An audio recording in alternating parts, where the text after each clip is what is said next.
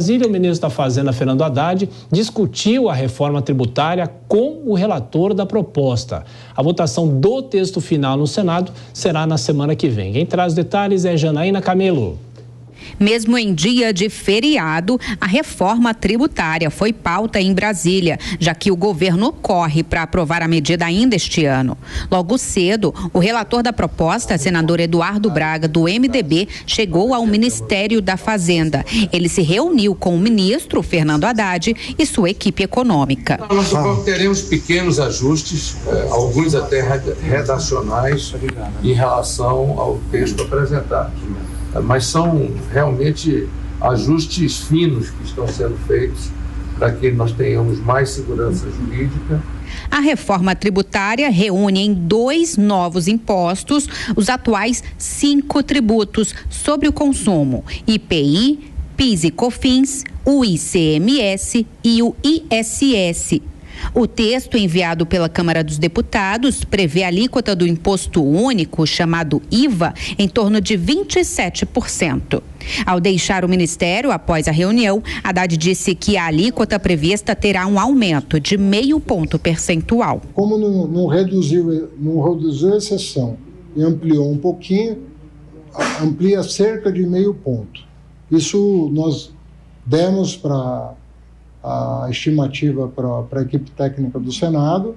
Agora, em relação à alíquota atual, ela cai, né, para a grande maioria dos setores. O relatório final prevê alíquotas reduzidas para produtos de limpeza e higiene mais utilizados, para uma nova cesta básica com produtos além dos tradicionais, para profissionais liberais e para concessões de rodovias ou saneamento básico. A lista de setores beneficiados com impostos mais baixos será revista a cada 5 anos.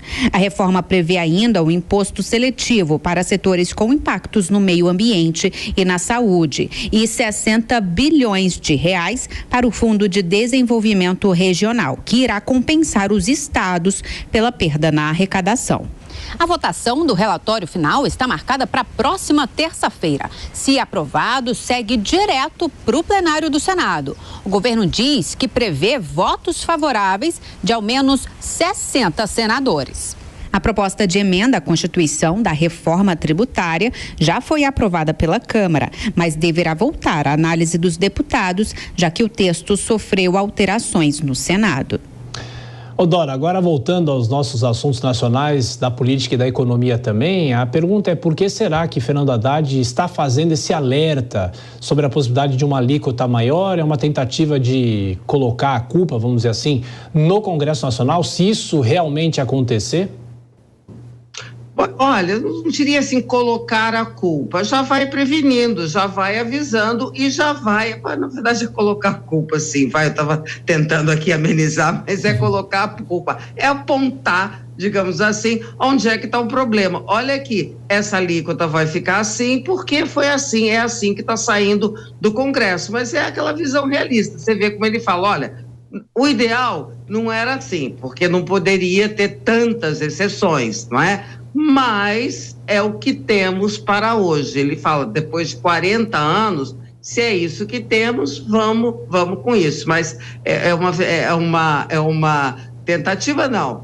É um gesto do Haddad de apontar ali para o Congresso. Pois é, Nelson Kobayashi, e tem essa discussão também, o setor produtivo preocupado se essa alíquota passar dos 25%, né? Como é que deve ser essa possibilidade de discussão já na semana que vem do Congresso? Pois é, mas é uma discussão que todo mundo já sabe que vai passar dos 25%. É como a questão da meta, né? Todo mundo já sabe que não vai ser atingida e todo mundo já sabe que a alíquota vai passar dos 25%, que nós teremos o maior IVA do mundo. Há quem diga que a gente não vai ter nenhum tipo de aumento tributário com a reforma tributária, que quando, lá no final das contas, a gente enxergar uma alíquota de cerca de 25% a 30%, isso na verdade só será a visualização do que a gente já paga hoje de tributo. Mas eu não acredito que um governo que quer gastar mais, que amplia os seus gastos e que, portanto, precisa arrecadar mais, vai fazer toda uma reforma tributária sem colocar nessa reforma a possibilidade de maior arrecadação. Então, é claro, do meu ponto de vista, que diante de todo esse contexto, haverá um aumento de arrecadação e, portanto, um aumento de tributação. E E isso vai ser, claro, assunto do Congresso Nacional agora nas discussões das mudanças que estão envoltas da reforma tributária no Senado Federal. Já há muitos setores da economia que estão pedindo os seus benefícios, os serviços principalmente, que é o setor mais prejudicado, têm feito alguns pedidos de exceção e alguns têm conseguido. Vamos ver como é que o Senado vai entregar esse texto depois para a Câmara novamente, porque quando tem mudança no Senado tem que retornar para a Câmara dos Deputados. Ô Dora, mas só acrescentando, né? As expectativas políticas é de que o Senado mudaria a proposta de reforma tributária e aí a Câmara ainda poderia aprovar com essas mudanças nesse ano de 2023, mas isso não deve acontecer, vai ficar só com o Senado, se o Senado realmente aprovar, né?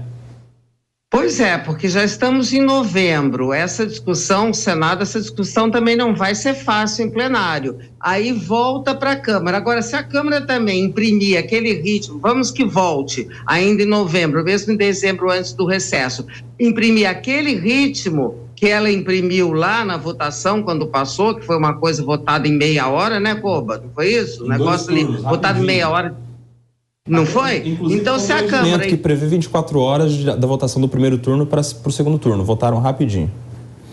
Pois é, se ela imprimir esse mesmo ritmo, em nome de se aprovar, o governo e o Congresso ficar aí com esse carimbo, fizemos a reforma tributária em 23, pode ser que sim, mas o mais correto, racional, seria que a Câmara se debruçasse, pelo menos para entender o que foi do Senado para a Câmara.